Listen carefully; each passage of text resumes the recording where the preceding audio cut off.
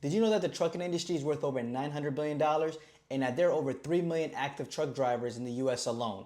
In this video, I'm going to talk about why freight dispatching is still in demand in 2025, how to get started, what tools you need to use, and how do you get paid. Let's get started. If you're new to my channel, I go by Mook and I talk about all things trucking and dispatching. If that's the type of videos you want to see, please make sure to subscribe and like this video. All right, let's get started with what are freight dispatchers.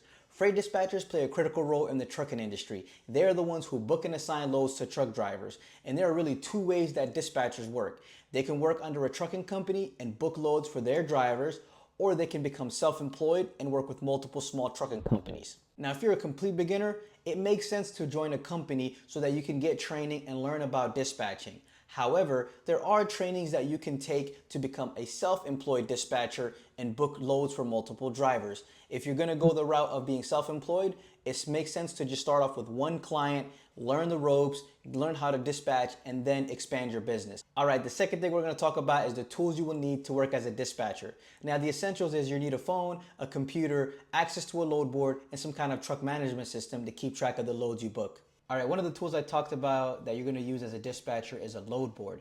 And I recommend DAT. It's one of the largest load boards in the industry. And if you want to learn more about this and dispatch training, please check out the link in the description below to learn more. Now, today is Saturday when I'm recording this video, so you're not going to see a lot of freight, but typically on the weekdays between 8 a.m. to 5 is when you'll see most of the freight being posted by brokers.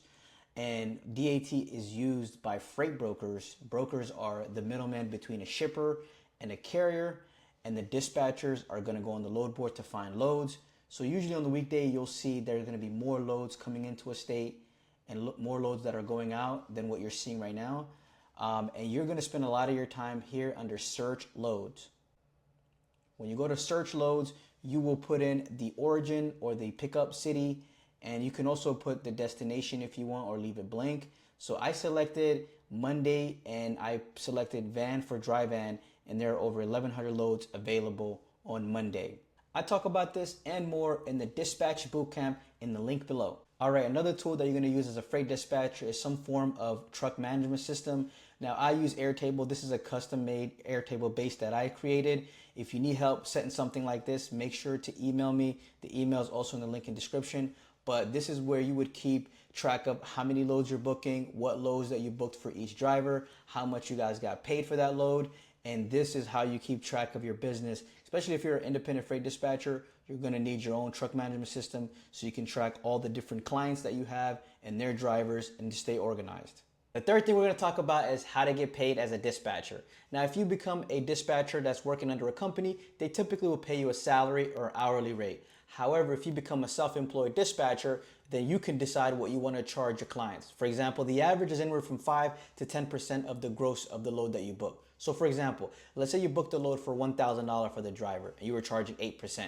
You would make $80 for that load. However, you can book multiple loads each day depending on how many clients you have and how many trucks that you need to dispatch. At some point, you need to scale and you'll need to hire people to work with you. So I usually recommend about 5 trucks max, maybe 6 trucks if you're very experienced. And after that, you might want to hire people if you're going to scale past that. So we were talking about how to get paid as a dispatcher. Now, if you're an independent dispatcher, you're going to be invoicing your clients directly. And I recommend using something like Xero or QuickBooks so that you can quickly and easily invoice your clients. So for example, in Xero, you can accept credit cards, debit cards. They can pay by bank and routing information. You literally fill out their information, send it to their email, and they can click a link to pay you and you get paid directly that way. And that is the way I recommend if you're going to be invoicing. If you enjoyed this video and want to learn more about dispatching, please check out the link in my description to get access to the Dispatch Bootcamp. Make sure to like and subscribe, and please leave your thoughts in the comment section below.